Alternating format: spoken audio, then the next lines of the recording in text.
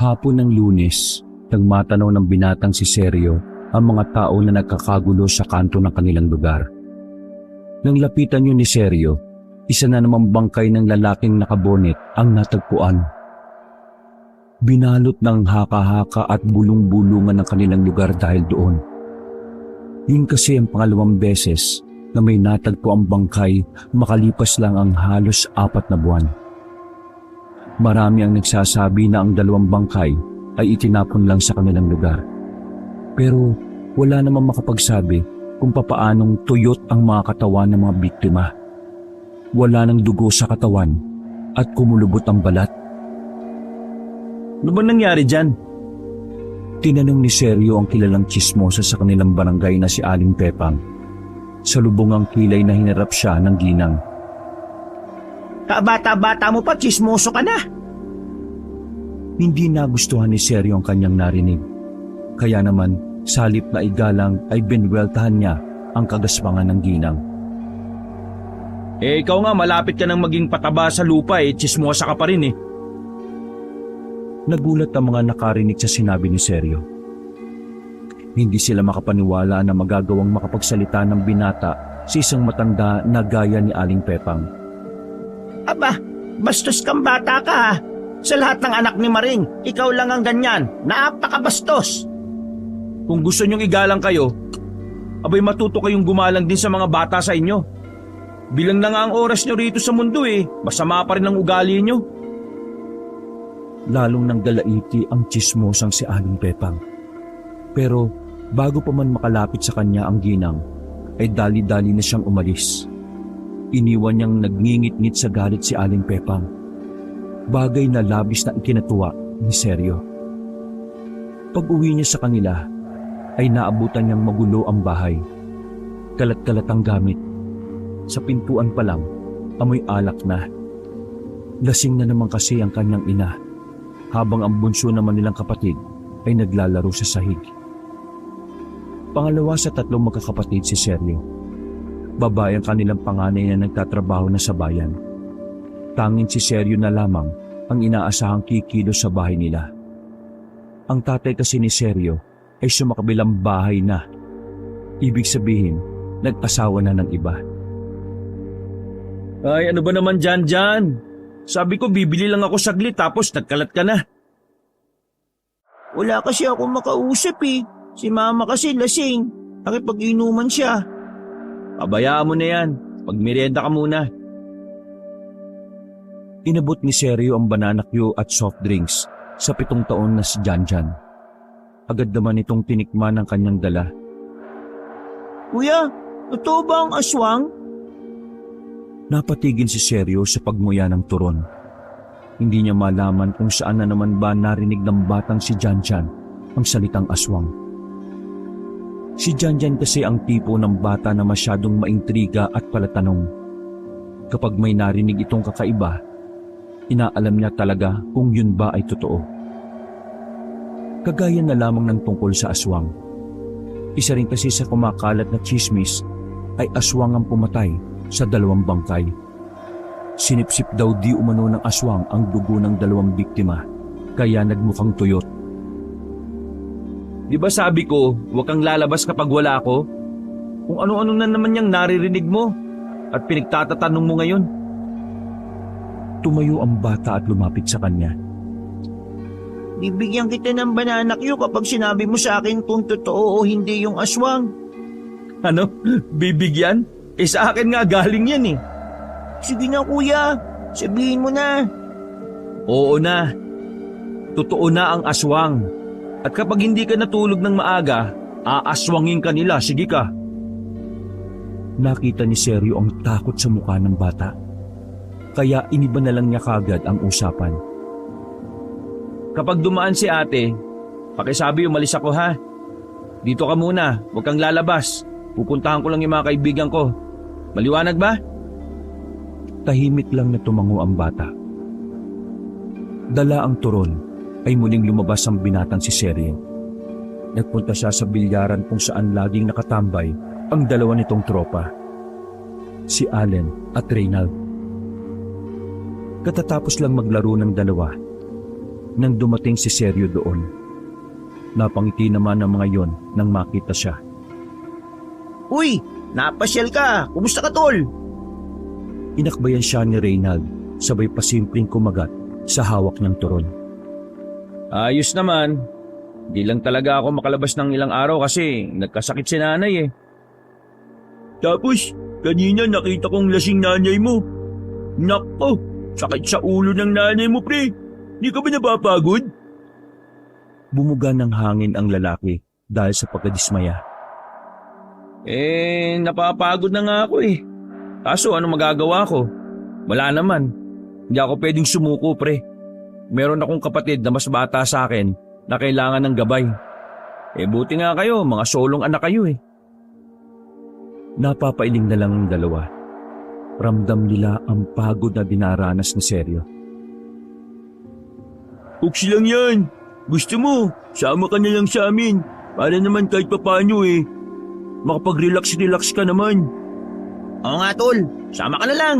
Mas maganda rin umalis-alis ka para kahit na papaano eh, nakakaroon ka ng face of mind. Ano? Nung face of mind? Baka peace of mind.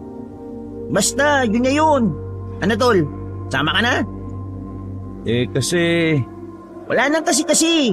Ngayon lang to, bilis na. Sige na pre, minsan ka na lang namin makasama eh. Sama ka na. Sa huli ay pumayag na lang din si Seryo.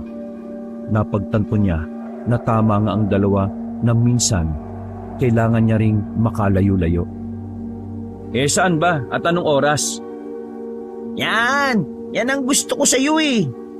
Punta tayo mamaya sa lolo ko. Birthday noon ngayon eh. Baka maraming pagkain, makikain tayo. Okay. Yun lang ba? Oo naman. Bakit naman hindi? Basta mamaya mga alas 6 alis na tayo. Kung ganun uwi muna ako sa amin. Asikasuhin ko muna yung kapatid ko. O sige pre. Bumalik si Seryo sa kanilang bahay. Bago sumapit ang gabi, ay niluto na niya ang natitirang isda sa lamesa. Nang sa ganon, kakain na lang ang kanyang ina pag nagising na ito. Dakong alas 6 na nang magbihis si Seryo.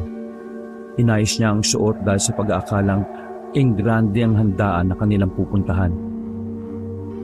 O Jan, ikaw na munang bahala kay mama pag nagising ha. Sabihin mo nagluto na ako. Ikaw naman, kumain ka na rin kapag nagutom ka na. Kuya, bakit ka alis ng gabi? Di ka ba natatakot sa aswang? Palabas na sana ng pinto ang binata, pero napatigil siya dahil sa narinig niyang yon. Ha? May aswang daw kuya eh. Sabi ng mga kaibigan ko. May aswang daw sa barangay. Nakakatakot daw. Nangangain daw ng... Hoy, ikaw ha? Sinabi ko sa'yo, huwag ka nang nakikinig sa mga ganon. Pero sabi mo totoo yung mga aswang. Oo nga, kaya dapat hindi mo na binabanggit. O sige na, aalis na ako ha. Napapailing na lang ang lalaki nang lumabas na siya ng bahay. Sa araw pa lang kasi na yon, ay ilang beses na niyang narinig ang salitang aswang. Usap-usapan din kasi yon sa bilyaran. Talagang kung ano-ano na lang ang kwentong kumakalat sa kanilang barangay. Nakita-kita ang magkakaibigan sa tapat ng bilyaran. Napanganga si Allen at Reynald sa forma ng kanilang kaibigan. Hindi makapaniwala ang mga ito na parang mala Elvis Presley ang datingan ni Seryo. Oh, bakit? Pangit ba? Gagi, dapat nagpambahay ka na lang eh. Di naman di mo yung pupuntahan natin eh. Ano ka ba? Okay na yan, tara na. Mga sira pala tuktok nyo eh. Di nyo man lang ako sinabihan na magpambahay lang. Hindi na nagpalit si Seryo. Talo-talo na yon para sa kanya. May kalayuan ang tirahan ng lolo ni Allen, pero dahil nga wala naman silang perang pamasahe, ay pwedeng-pwede naman nilang lakarin yon. Sa kalagitnaan ng kanilang paglalakad, ay biglang nagbukas ng usapan ng binatang si Reynald. Isang usapan na ayaw sanang marinig ni Seryo. Mga tol, naniniwala ba kayo na aswang ang pumatay sa 2 bangkay na natagpuan? Kung ako ang tatanungin, malaki ang tsansa. Sabi kasi ng lolo ko, may mga aswang daw kasi na ang gusto lang kunin dugo ng tao eh. May mga aswang na ayaw ng laman ng tao. Nabubuhay sila sa dugo lang. Sakto. Albularyo nga pala yung lolo mo, no? E di, pwede natin siyang tanungin tungkol dun sa tatagpuang bangkay. Wag na, birthday nun ngayon eh. Hayaan natin siyang maging masaya muna, no? Biglang humangin ng malakas habang nasa gilid sila ng kalsada. Ang nakabibinging katahimikan ng siyang nakadagdag sa pagkailang, pangamba na bigla na lamang nabuhay sa kanilang sistema. Nasa parte na kasi sila ng kung saan ay marami ng matataas na puno. Nagiging tamang hinala si Allen at Reynald na baka may aswang nga sa paligid. Hindi naman talaga totoo yung mga aswang na yan eh. Panakot lang yan sa mga bata. Kayo, matatanda na kayo. Kaya dapat hindi na kayo natatakot dyan eh. Ngumisi si Reynald at bahagyang natawa. Pre, halata sa mukha mo na nababahala ka rin. Kinakabahan ka sa dinaraanan natin, no? Huwag ka ngang magkaila dyan. Seryo, totoo nga aswang, no? Hindi ka naniniwala kasi hindi ka pa nakakakita. Bakit? Nakakita ka na ba? Tumangot-tango si Allen.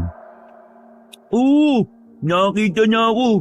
Naalala ko, nang may iuwing aswang sila papa at lolo.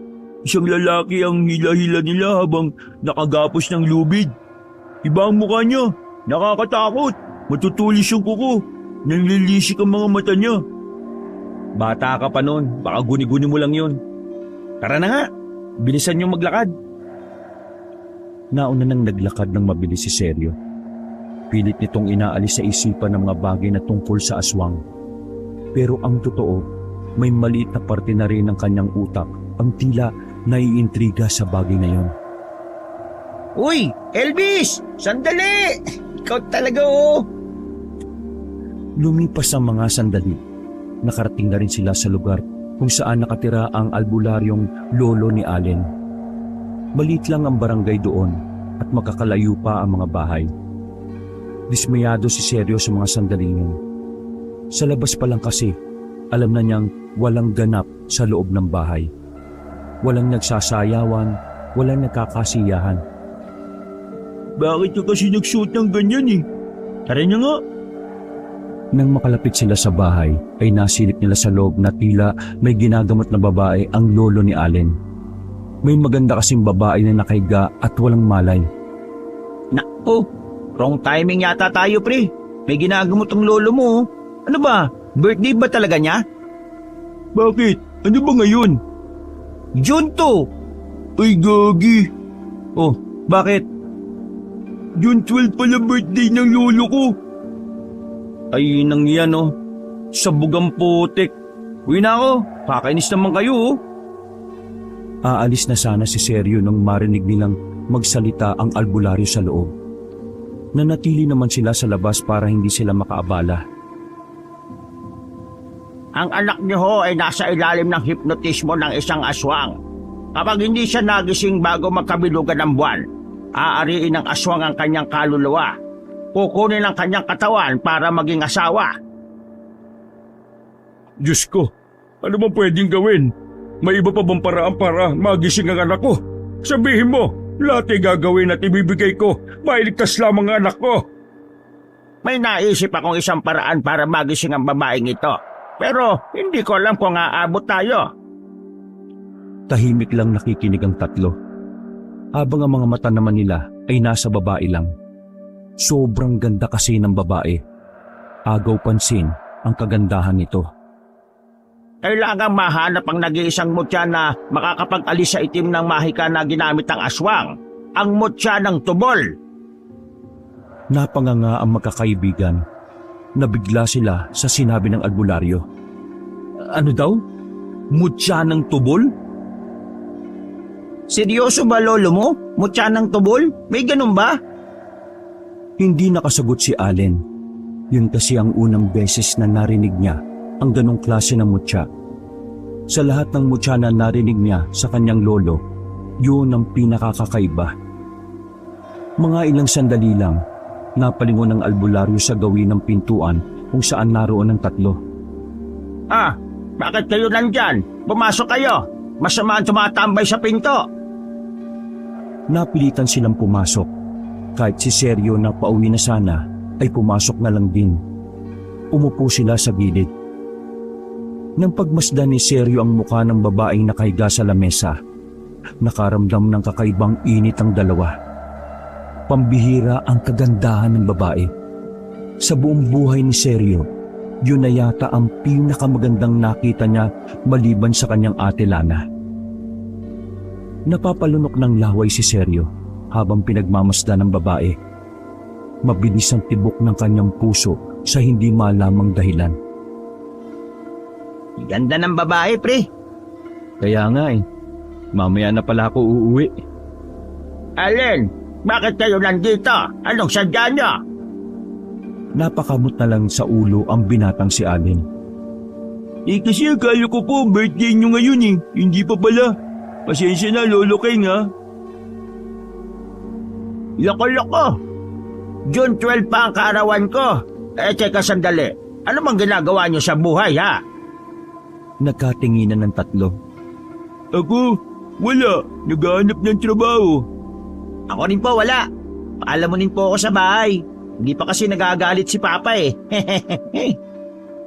Napadakong tingin ng albularyong si King kay Sergio. Sandali nitong sinuri ang suot ng binata. Ikaw, mukha kang magko-concert Anong ginagawa mo sa buhay?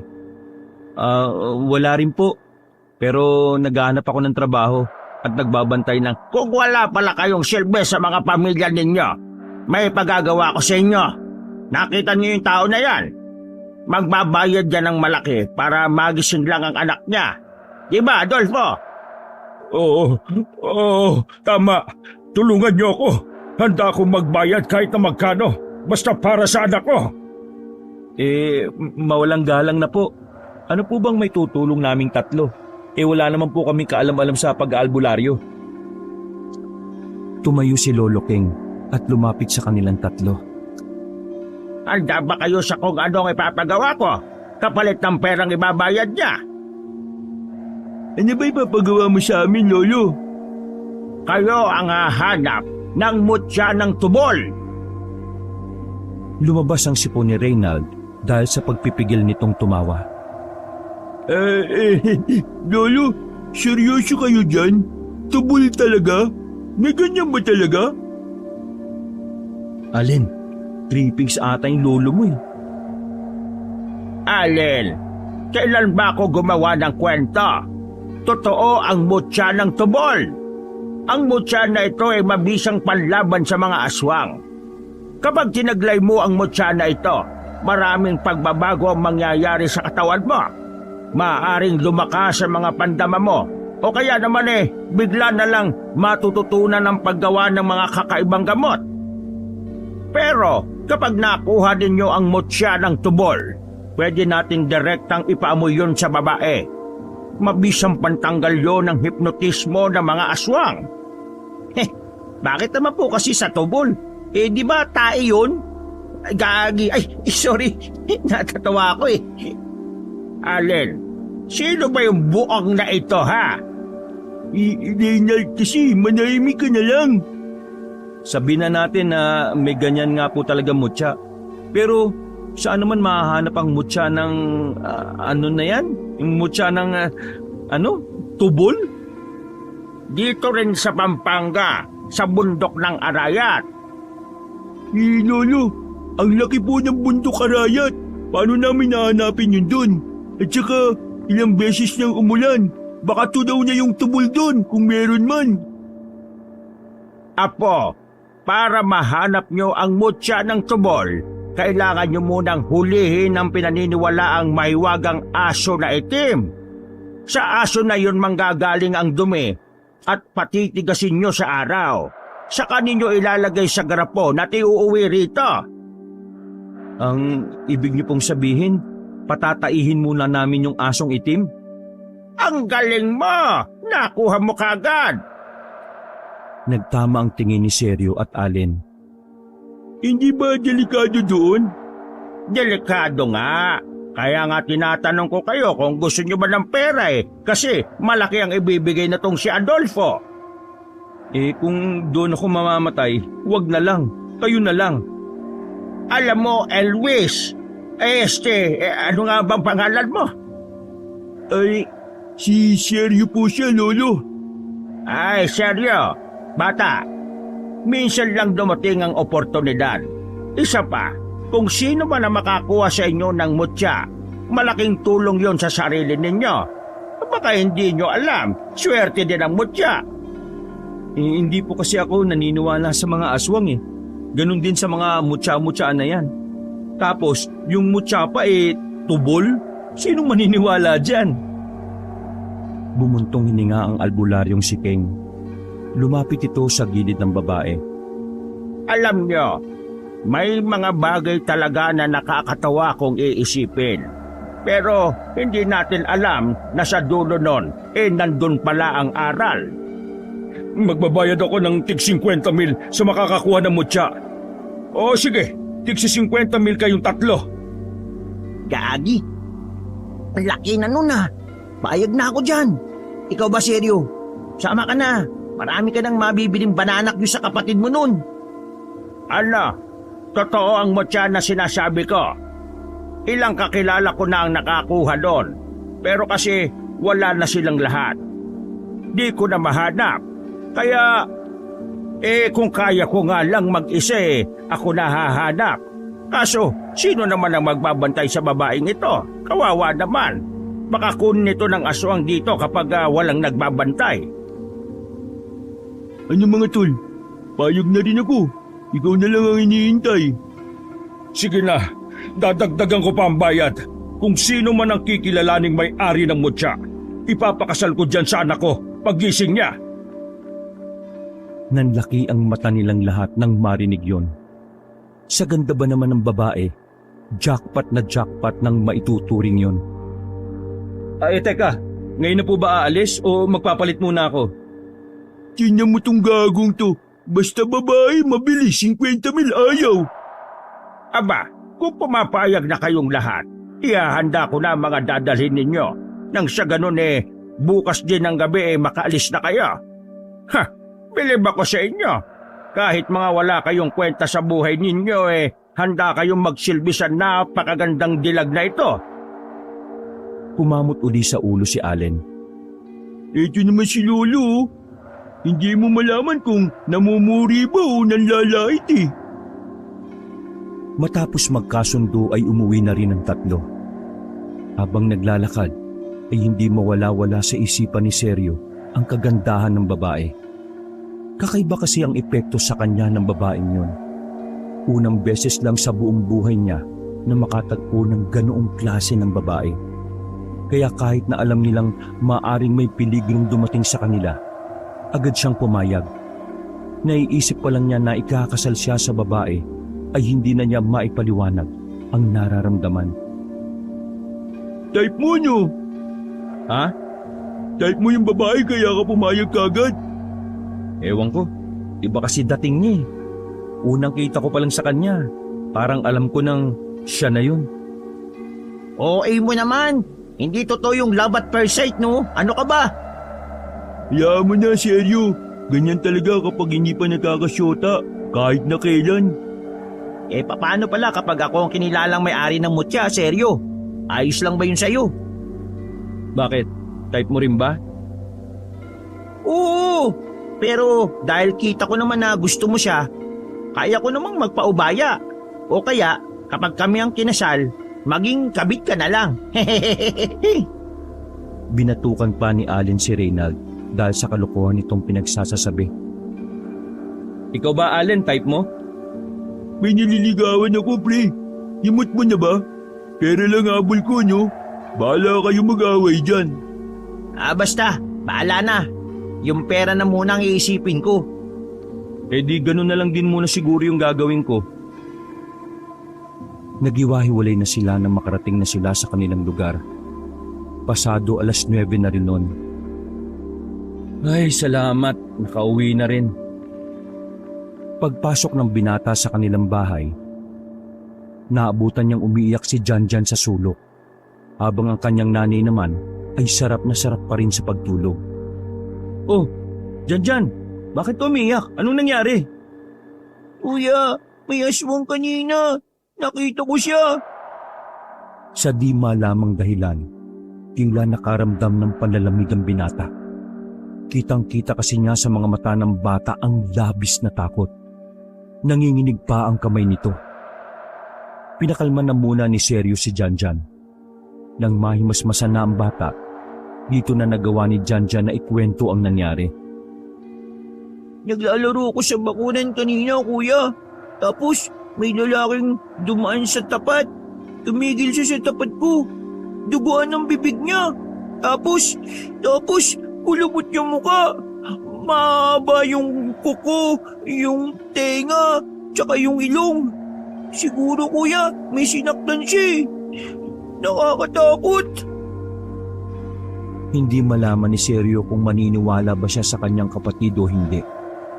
Kilala naman kasi ni Seryo ang batang si Janjan. Hindi naman yun iiyak ng ganong kalala kung wala talagang nangyaring kakaiba. Magsasalita pa sana si Seryo nang magulat siya sa pagkalabog ng pinto. Nandito na ako. Lumingon si Seryo at nakita niya ang kanyang ate na si Lana. Ano ka ba, ate?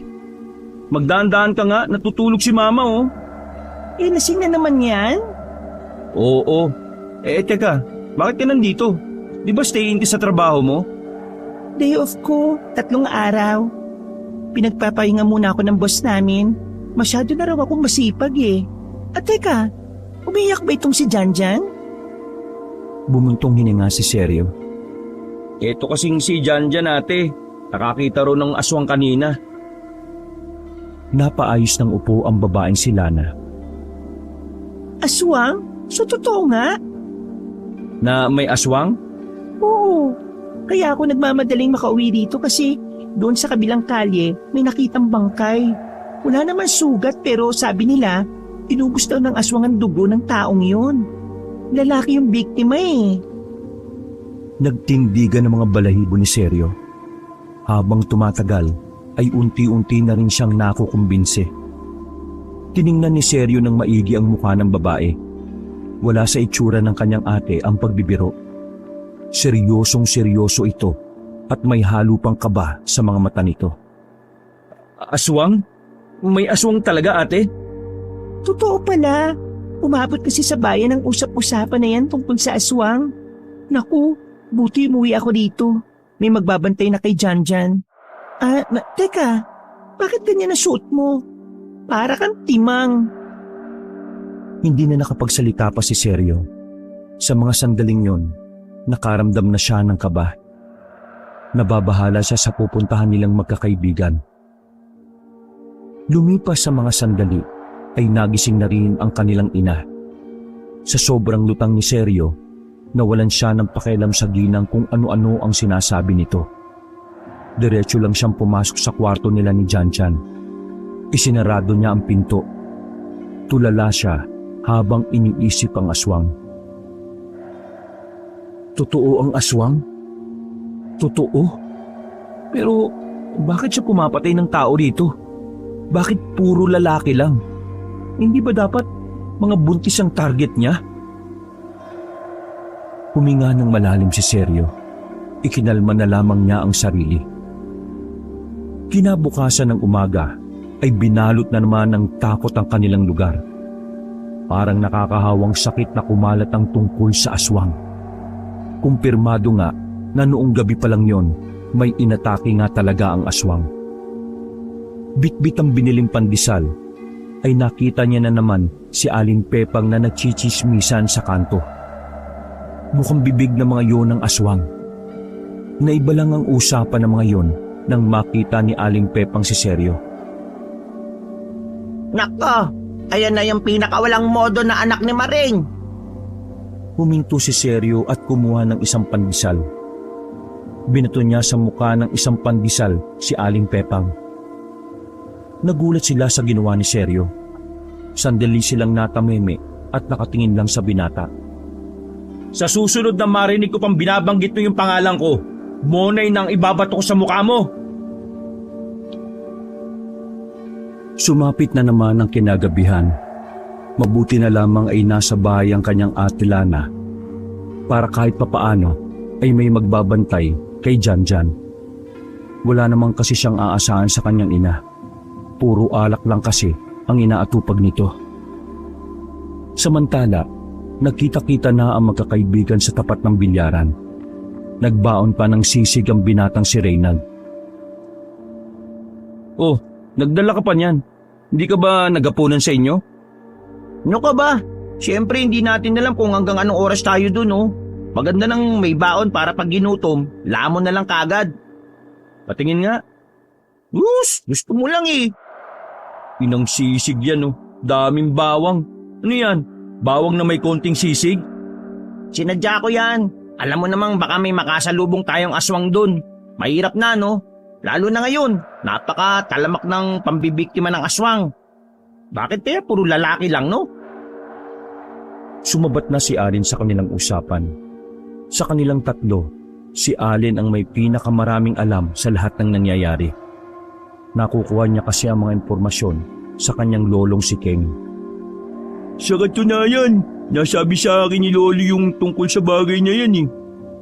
Nagsimula na silang maglakad habang nagsasalita si Allen.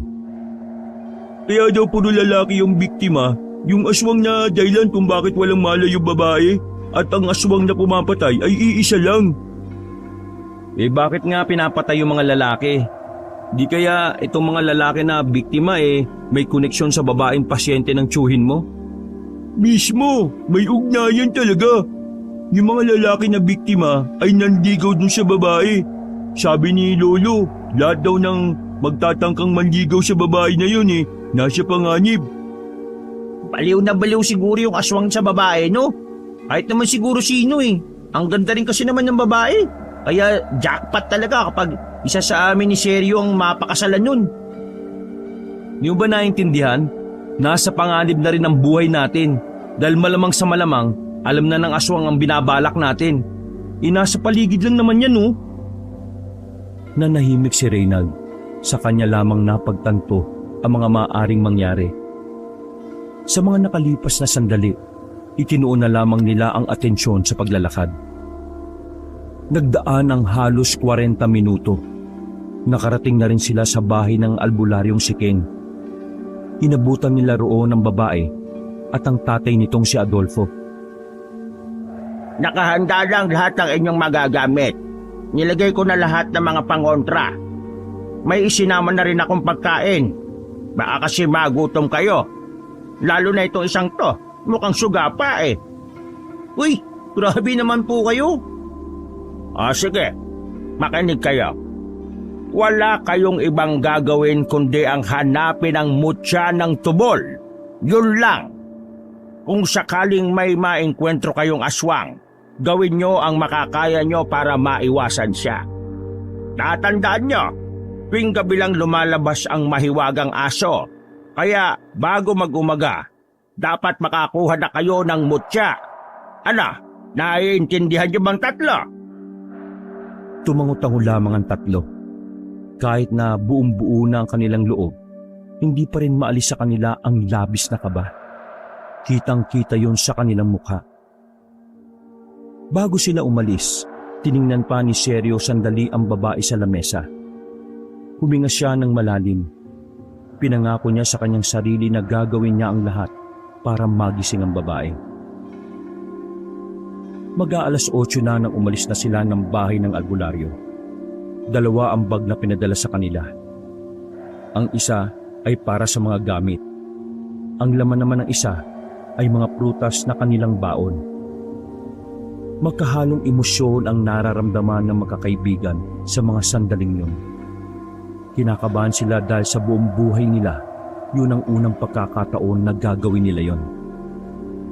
Ganun pa man, nasasabik din naman sila sa mga maaaring mangyari. Lalo pat napakaganda naman ng magiging kapalit sakaling magtagumpay sila sa pagkuha ng mutya ng tubol. Nasa halos 1 oras din ang nilakad nila. Mabuti na lang ay may daladala silang gasera, kaya kita nila ang dinaraanan nila sa kagubatan. pwede na siguro tayong magsimulang maganap dito. Ano raw ba yung itsura ng aso? Malaki ba o maliit? Basta, kulay itim daw. Kapag may nakita tayong aso na kulay itim, yun na yun. Huliin na natin at papataihin natin. Di ba pwedeng iuwiin rin natin yung aso? Di pwede. Ang sabi kasi ni Lolo, baka daw mamatay ang aso kapag inilayo sa gubat eh. Kaya dapat dito lang patay... ha? Naudlot ng kanilang pag-uusap nang maramdaman nilang na tila may umaaligid sa paligid. Nakakarinig sila ng sunod-sunod na kaluskos. Dahil doon, kumuha na sila ng mga gamit sa bag. Maliit na itak ang nakuha ni Sergio. Latigo naman ng kay Allen at Reynald. Huwag niyong aalisin ang mga pangontra ha. Baka aswang na yung nasa paligid. Marahan ang ginawang paglakad ng tatlo. Bawat apak ng kanilang mga paa, kaakibat ang kaba. Pakiramdam nila ay nasa hukay na ang kabila nilang mga paa. Na parabang anumang oras ay isa sa kanila ang maaaring mawala. Maging alerto kayo ha. Iba ang pakiramdam ko eh. Sabay-sabay silang napalingon sa kanan nang marinig nilang tila may tumakbo roon. Agad naman nilang tinutukan ng gasera doon. Sumilay ang malapad ng ngiti nang makita nila ang malaking aso na kulay itim. Nakatingin yun sa kanila na parang nagtataka kung bakit sila naroon. Kung sinuswerte ka nga naman oh. Ayos, hindi na tayo mahirapan. Doggy, halika rito. Tumahay ka lang, masaya na kami. Uy, hindi ganyan pagtawag sa aso. Ano ka ba naman? Ganito oh. Chuchu, may dala kaming pagkain oh. Pero walang tugon ng aso. Nakatingin pa rin yon sa kanila at tanging tenga lamang nito ang gumagalaw. Chuchu ang putik. Baduy mo tumawag. Ganito kasi yun oh. Hoy! Bigla na lang tumakbo ang aso palayo. Dali-dali naman bumuntot sa aso ang magkakaibigan. Hoy! Bilisan nyo naman tumakbo! Kung makatakbo kayo parang ang lalaki ng itlog nyo eh, ang babagal nyo! Halos lumipad na ang tatlo habang hinahabol ang aso. Ilang sanga na rin ang sumasabit sa kanila pero hindi nila yon iniinda. Sakalang huminto ang aso nang wala na itong madaanan. Dead end na ang napuntahan nila. Pampira ang aso naman to. Aso ka ba o kabayo? Ang bilis mong tumakbo. Gawin kitang kaldereta dyan eh. Umupo ang aso habang nasa harapan sila. Kung tingnan sila nito ay para itong nakakaintindi. Mga ilang sandali lang ay namatay na ang gasera. Kaya naman mas mahihirapan silang hulihin ng aso kapag muli itong tumakbo. Kaya ang ginawa nila ay pinalibutan nila ito. Hindi ka namin sasaktan. Kailangan lang naman namin yung tae mo eh. Tapos aalis na rin kami. Ayos lang ba? Uy, tinatanong mo pa yung aso. Kapag yan nagsalita baka magtatatakbo ka dyan. Nang aktong lalapit na sila, hinawi sila ni Allen para pigilan. Naramdaman kasi ni Allen na kumukulo ang langis na nasa botelya ng pendat na kanyang kwintas. May aswang sa paligid. Mukhang nasundan tayo. Sinuyod nila ng tingin ang gilid-gilid. Pero wala naman silang nakita. Nang ibalik nila ang tingin nila sa aso, nanlaki ang kanilang mga mata nang makitang nangingisay-ngisay na yon. Mas lalo silang nawindang nang makitang naging lalaki ang aso. Isang hubad na lalaki at naglabas ito ng nakakakilabot na tunog na parang isang mabangis na hayop. Gagi, Allen! Aswang pala yung aso! Anong gagawin natin? Bakit kayo natakot? Nandito lahat ng kailangan natin sa bago, tsaka may hawak naman tayong arbas. Ano pa bang meron dito sa loob? Binuksan ni Reynald ang bag. Dumukot siya sa loob. Langya pre, bakit naglagay ng Mang Tomas yung chewing mo dito? Ano ito, ipambaba to? Kinuha ni Sergio ang bote ng Mang Tomas. Habang nangingisay-ngisay pa ang lalaki ay pinukol niya ang bote doon. Nang tamaan ng lalaki ay saka na sila nagdesisyong tumakbo. Wala nang nagawa si Allen kundi ang makitakbo na lang din. Walang silbi ang mga dala nilang armas. Nangibabaw sa kanila ang takot.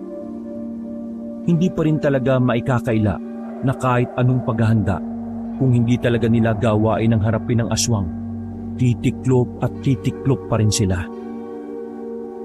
Nang medyo makalayo na, ay tumigil sila sa likuran ng punong akasya. Magiging mahirap na para sa kanila ang makaalis dahil wala na silang dalang ilaw. Putik na yan. Paano natin mahanap yung aso kung pati pala yung asong yun nagiging aswang? Mas maganda sigurong wag na muna tayo magpagala-gala o kaya mas sumanap tayo ng mas ligtas na lugar. Mahirapan tayong hanapin yung aso na yun ngayon.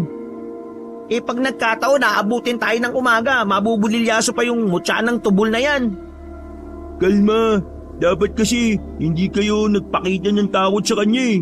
Mas lalong tumatapang ang mga aswang kapag alam nilang hindi lalaban ang kalaban nila. Kunwari ka pa tumakbo ka rin Malamang, alangan namang magpaiwan ako dun.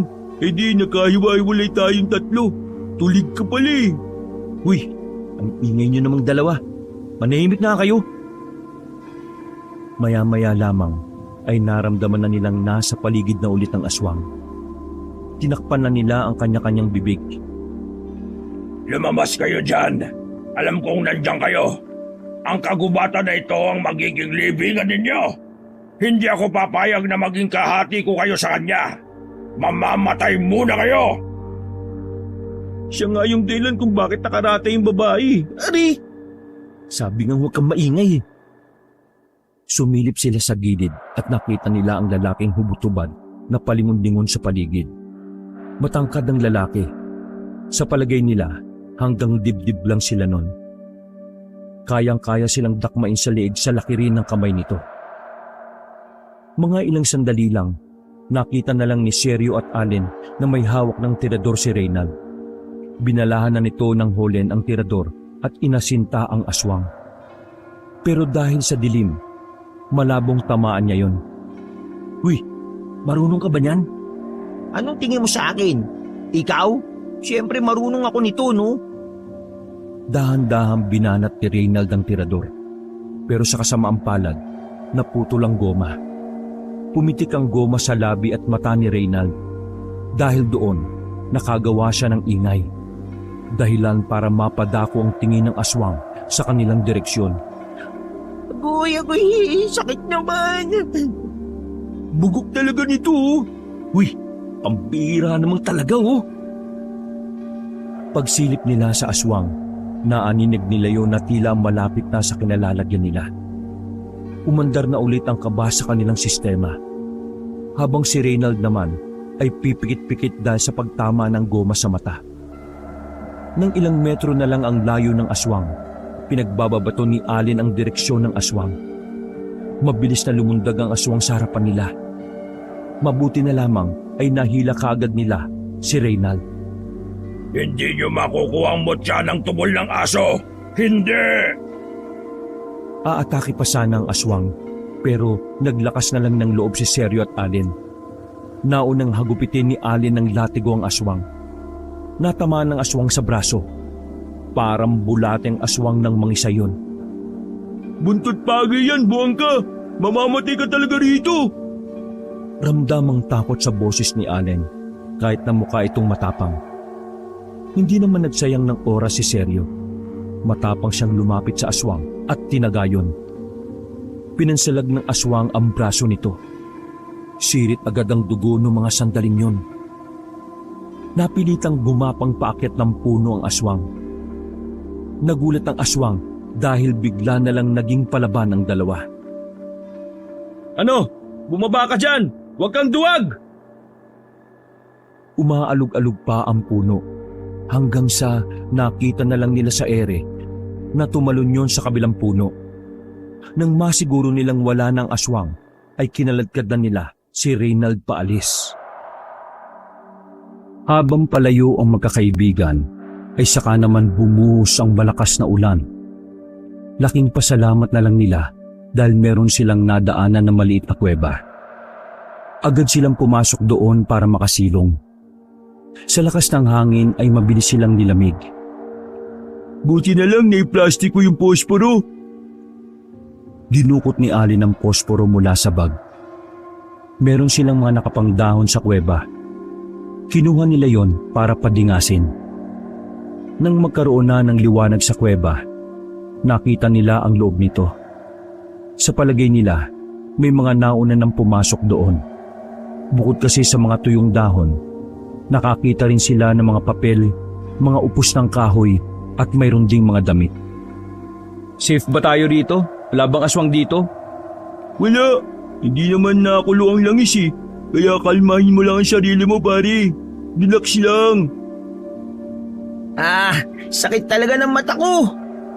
Bida-bida ka kasi. Hindi naman pala matibay ang goma kung makabanat ka wagas. Uy, huwag na nga kayo maingay. Baka may makarinig pa sa atin. Malakas ang ulan no, paano may makakarinig? Kahit na, basta sumunod ka lang. Dami mong daldal eh. Mas lalong lumakas ang ulan ng mga sandaling yon. Wala silang magawa kundi ang sumilong. Nababahala sila dahil sa lakas ng hangin. Bukod pa ron, may kidlat din na talaga namang bumababa sa lupa. Sa takot na baka tamaan sa labas, mas mainam na para sa kanila ang manatili muna sa kinalalagyan nila.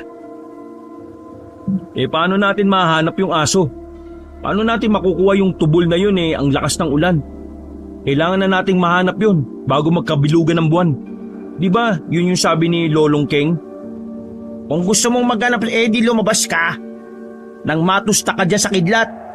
Ito talaga, basta babae, handang gawin ang lahat. Pare, seryo, kumalma ka lang no. Wala rin naman tayong magagawa sa ngayon eh. May ilang oras pa naman tayo. Baka mamaya tumila na rin yung ulan na yan.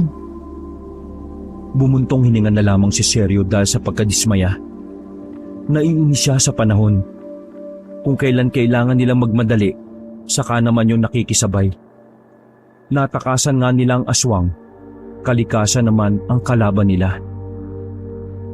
Habang nagpapahinga roon, naisipan ni Reynald na diretsuhin ang loob ng kuweba. Masyadong matigas ang ulo nito, kaya kahit pagsabihan siya ng dalawa, ay hindi ito nakikinig.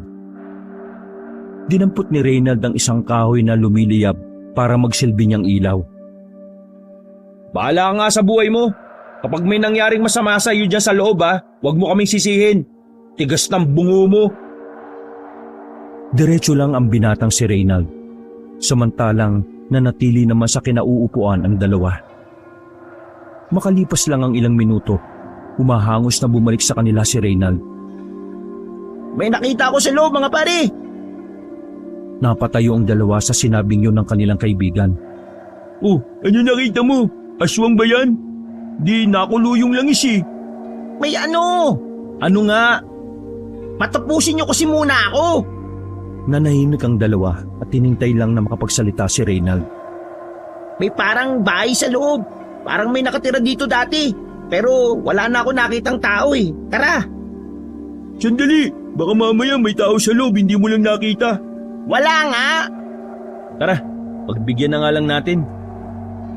Sabay-sabay silang naglakad papasok sa pinakaloob. Nang makarating sila roon, bumungad sa kanila ang malawak na espasyo. May mga gamit, mga kaldero, mga timba at kung ano-ano pang gamit sa bahay. May disenyo rin ang mga pader na parabang kagaya ng mga pader sa Ehipto. May mga gasera din sa sulok-sulok kaya agad din naman nila yung binuksan. Teka, tirahan nga ito. Pero nasaan ang mga tao? Tingnan niyo oh. Tinuro ni Alin ng isang mahabang kabaong na nasa tapat ng isang parang altar. Aba, libingan yata ito eh. Hindi, kiraan ito. Pakiramdam ko may nakatira dito. Tapos dito na rin siya namatay. Hindi na sila nakapagpigil. Binuksan nila ang kabaong at nakita nila ang kalansay ng isang tao. Agad din nilang isinara dahil sa mabahong amoy na kanilang nalalanghap. Baho naman. Pre, may aso. Napalingon si Alin at Seryo sa asong dumating. Kulay itim ito. Nangihina na at hirap nang maglakad. Alin? Aswang ba yan? Hindi na ako luyong langis eh. Baka yan na yung maiwagang aso na tumutubol ng mutya. Guys, may sugat siya. Dumudugo yung bandang dibdib niya. Kahit medyo nag-aalangan pa, ay hindi nagdalawang isip ang magkakaibigan. Agad nilang nilapitan ang nanghihinang aso. Pinahiga nila yon at pumilas sila ng tela. Pre, may gamot ka ba dyan sa bag mo? Naku, wala. Puro pangontra lang ito eh. Kung lumabas kaya ako para humanap ng halamang gamot? Wag, delikado. Baka mamaya makidlatan ka pa. Mga pari, naghihingalo na yung aso oh. Wala na tayong magagawa. Napailing na lamang si Seryo. Nakatingin sa kanila ang aso na parabang naiiyak na ito. Mga ilang sandali lang, hindi na maiwasan ni Reynald ang mapaiyak. Sa kanilang tatlo kasi, si Reynald ang malapit sa mga aso. Sige na, Doggy. Magpahinga ka na. Hindi ka na namin pipiliting tumae para sa mutya. At mga ilang sandali lang ay tuluyan nang pumikit ang aso. Sa lahat ng kanilang pinaghirapan para marating ang ganong punto ay natapos lang ng ganon lang. Namatay ang aso nang hindi nila nakukuha ang kailangan nila. Napasandal na lang sa pader ang magkakaibigan. Kinumutan na lamang nila ang aso nang dala nilang tela. Dahil sa labis na pagod, nakaidlip sila sa loob ng kuweba. Pinagpalipas na lang muna nila ang oras. Kinabukasan ay nakatakda na silang umuwi. Tanggap na nila na hanggang doon na lamang ang lahat. Mahimbing ang tulog ng tatlo. Mag-aalas 6 na ng umaga nang magising ang tatlo. Sakto na malapit na ring maubos ang laman ng mga gasera. Nagising sila sa mabahong amoy na kanilang nalalanghap. Masakit sa ilong kaya agad naman silang napabangon. Nang tingnan nila ang asong nakahimlay, may napansin silang kumpul ng tae sa puwitan nito. Nagkatinginan ng tatlo. Hindi nila alam kung ano ang kanilang mararamdaman. Basta no mga sandaling yon, malaki ang pasasalamat nila sa asong yon.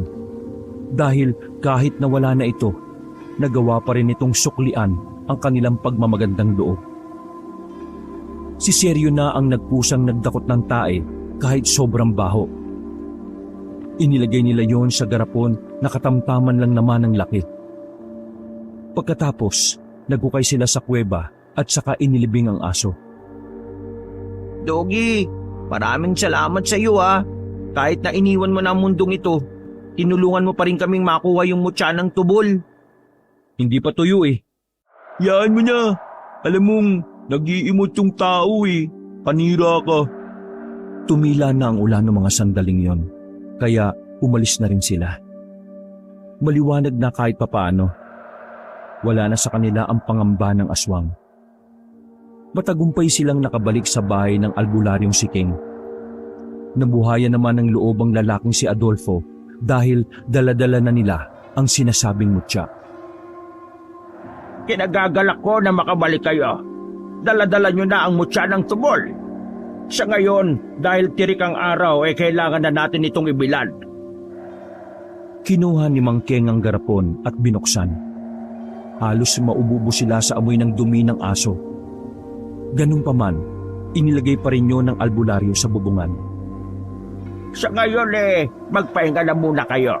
Mamayang gabi aalamin at gagamitin na natin ang mutya ng tubol para magising ang babaeng ito. Bukod doon, aalamin natin kung sino ang nagmamay-ari ng pambihirang mutya na yan. Tumango na lamang ang magkakaibigan. Kagaya ng sinabi ni Mang Keng, nagpahinga na muna sila sa bahay ng albularyo. Tumingin si Seryo sa natutulog na babae. Sa mukha pa lang ng babae ay parang nawawala na ang kanyang pagod. Napapangiti na lang siya kapag naiisip na siya ang ikakasal doon. Natulog si Allen at Reynald, habang si Seryo naman ay binabantayan ang garapon na nasa bubungan. Habang nasa labas ay nilapitan siya ng tatay ng babae na si Adolfo. Mayroong inabot sa kanyang sobre. Pagsilip niya sa sobre ay tila ngumiti ang mga pera na nasa loob. Nagningning ang kanyang mga mata. Sobrang saya ni Sergio dahil yun ang unang beses na makakahawak siya ng ganun kalaking pera. Ang laki nito. Pero maraming salamat to ah. Yan ang bayad ko para sa paghihirap niyong makuha ang mutya. Sana lang maging epektibo ito mamaya. Magtiwala lang po tayo at magdasal na rin. Alam mo, sa inyong tatlo, ikaw ang gusto kong maikasal sa anak ko. Nang marinig yun ni Sergio, ay parang lumaki ang ulo niya. Lihim siyang natuwa. Kahit hindi pa gaanong kakilala ang babae, pakiramdam niya talaga ay makakasundo niya yon. Palagay niya ay sila talaga ang bagay sa isa't isa. Bakit yun naman po nasabi yun? Nararamdaman ko lang na ikaw ang mas maunawain. Kailangan kasi ng anak ko ng mahaba-habang pasensya. Ay naku, ako na yan. Ano po palang pangalan ng anak ninyo? Saka ko na sasabihin kapag nagising na siya. Sa mga sandaling yon ay nakipagpalagayan si Sergio ng kalooban kay Adolfo. Kahit na paano ay gumaan ang kanyang pakiramdam. Nagpapakasaya-saya na siya dahil sa oras na sumapit na ang gabi, babalik na sila sa panganib na kanilang haharapin. Ang kalabanin ng aswang na nagtatangkang kumuha sa babae. Sumapit ang kinagabihan ay kailangang alamin kung sino ang kikilalaning tagapangalaga ng mutya ng tubol. Nagsama-sama na sila sa loob ng bahay. Kinuha na rin nila sa bubong ang tae na tumigas. Inilapag nila yon sa gitna ng lamesa habang nakapalibot sila. Ngayon, kailangan nating alamin kung sino sa inyong tatlo ang magiging tagapangalaga ng mutya na ito. Paano namin malalaman yun, Lolo? Bumuntong hininga ang albularyo. Handa na ba kayong malaman kung paano? Handa na! Basta, wag lang ipapakain sa amin yan ha. Ayos na ako. Handa na rin ako. Gusto ko nang magising yung babae. Sige, kailangan na nating simulan. Tumayo ang albularyo. Lumapit ito sa garpon at bumulong. Hindi nila alam kung ano ang pinagsasasabi ng albularyo. Kahit na si Alin na apo, ay hindi niya mabasa ang buka ng bibig ng lolo. Kayong tatlo, kung sino man ang kikilalaning tagapangalaga ng mutya, kailangan niyo siyang ingatan. Patunayan ninyong kayo ang karapat-dapat. Tagal naman, daming daldal. Ikaw na bumubulong. Ako po? May iba pa bang bumubulong? Ako nga. Bakit po? Halika, lumapit ka sa akin. Bakit po? Huwag ka nang magtanong. Nagmamadali ka, hindi ba? Kamot ulo na naman ng binata nang siya ay makalapit sa albularyo. Mga ilang sandali lang ay bahagyang binuksan ng albularyo ang garapon. Nagsalubong naman ang kilay ni Reynald. Sige, abuyin mo. Aabuin ko? Bingi ka ba? Sabi ko, amuyin mo. Aabuin ko yan ang baho-baho niyan. Umalis ka na, dami mong daldal. Tumingin si Reynald sa kanyang mga kasama. Sumenyas na ang mga yon na sundin na lamang ang kagustuhan ng albularyo. Wala nang nagawa si Reynald kundi sundin ang utos ni King. Dahan-dahan niyang inamoy ang nasa loob ng garapon. Masuka-suka siya dahil sa sobrang baho ng tae. Ano, babaho? Tinatanong mo pa. Ikaw kaya umamoy nang malaman mo. Sige, maaari ka nang maupo. Para saan ba yun? Ang sabi ko, umupo ka na. Hina-high blood mo ako Nagpusang loob na si Sergio para hilahing pabalik ng upuan ang lalaking si Reynald. Nang maging kalmado na ang albularyong si King, ay si Allen naman ang kanyang tinawag. Medyo nag-aalangan pa sana ang binata, pero ayaw na niyang tumaas na naman ang dugo ng kanyang lolo. Lumapit siya sa kanyang lolo. Dahan-dahan niyang inabot ang garapon at inamoy ang nasa loob. Anong naaamoy mo? Tila nasira ang mukha ni Allen nang pumasok na sa kanyang ilong ang sobrang bahong amoy. Napahawak pa siya sa lamesa nang makaramdam ng pagkahilo. Malamang mabaho. I-try mo kaya. Baho. Inalalayan ni Seryo ang kaibigan nang bumalik na ito sa upuan. Hindi na hinintay pa ni Seryo na tawagin siya ng lalaki. Siya na mismo ang kusang lumapit.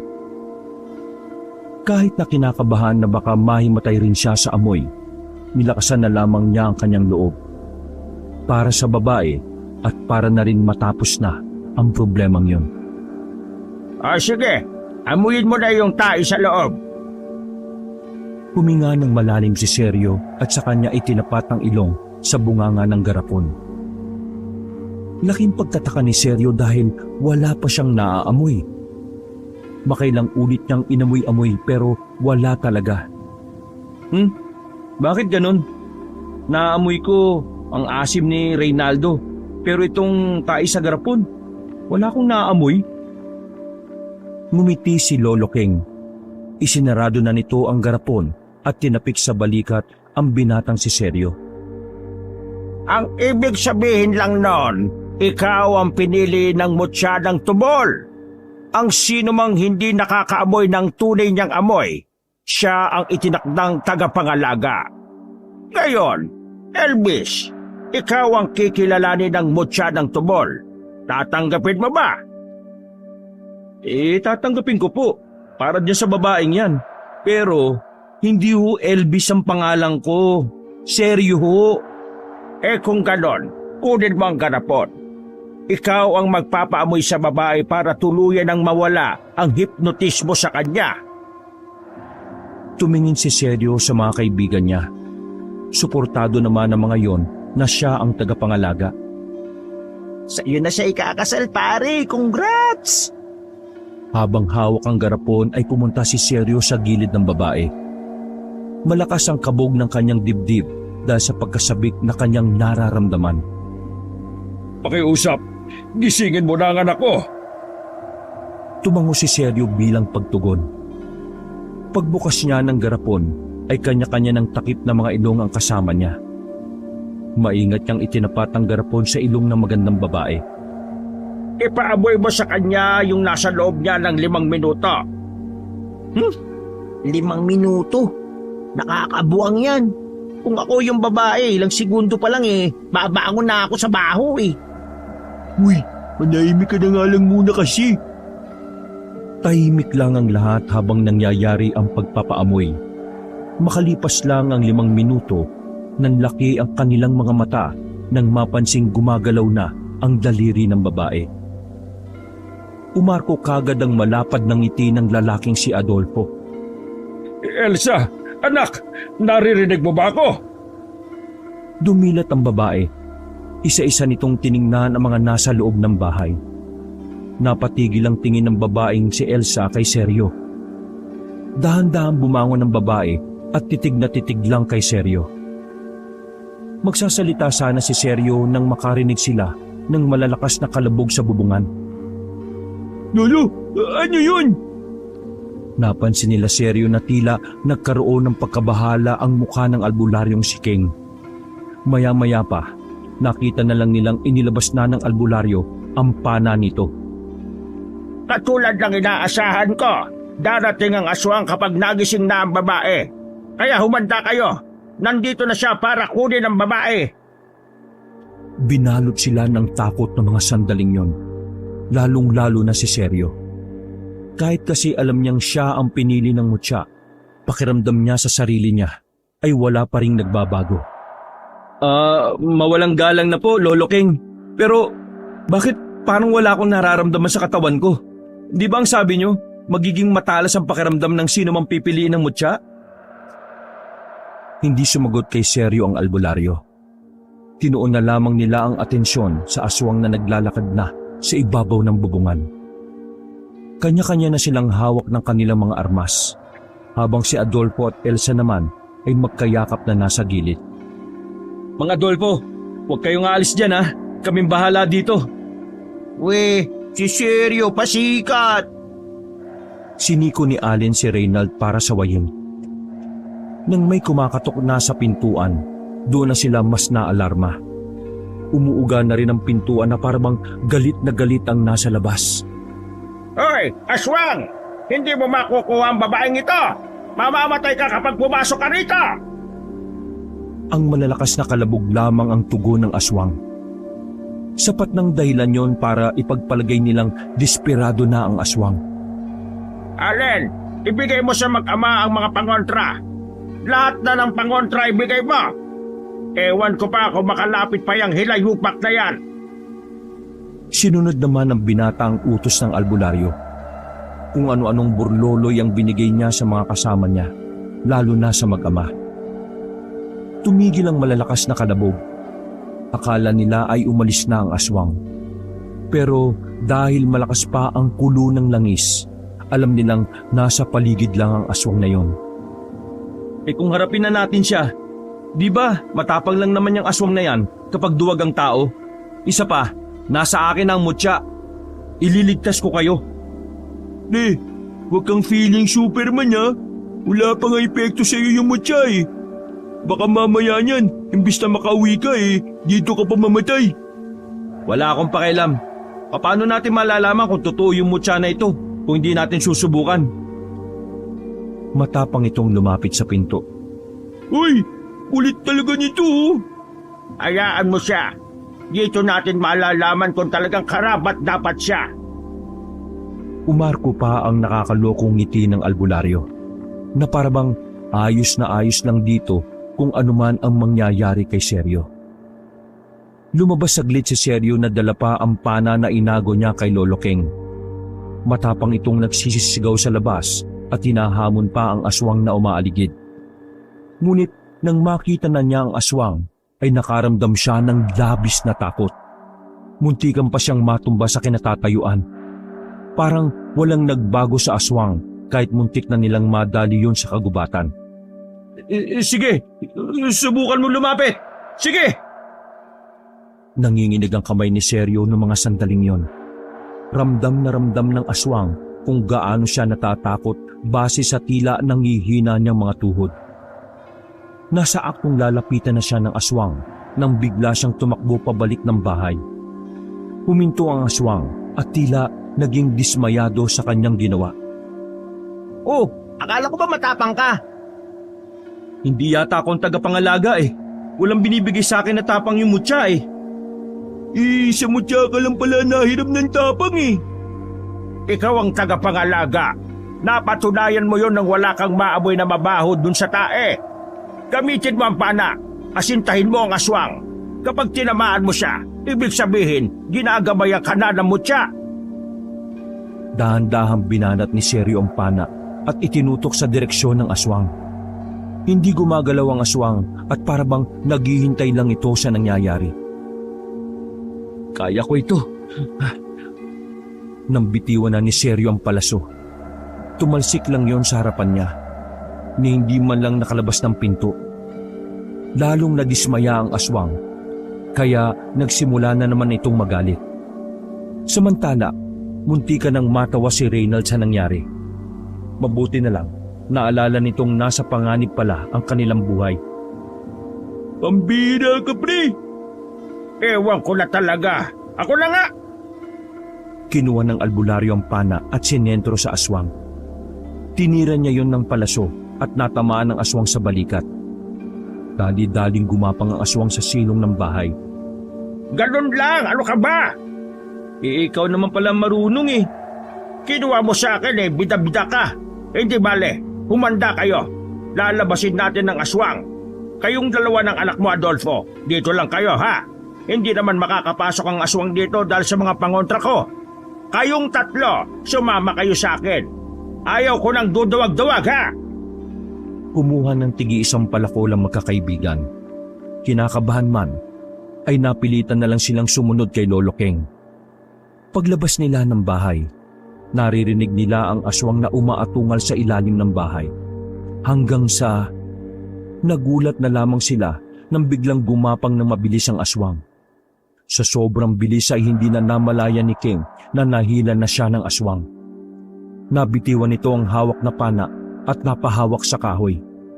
Anong tinitingin-tingin nyo dyan? Kilos, mga inutil! Tumakbo si Seryo sa loob ng bahay at muling kinuha ang garapon kung saan naroon ang mahiwagang tae. Binuksan niya yon.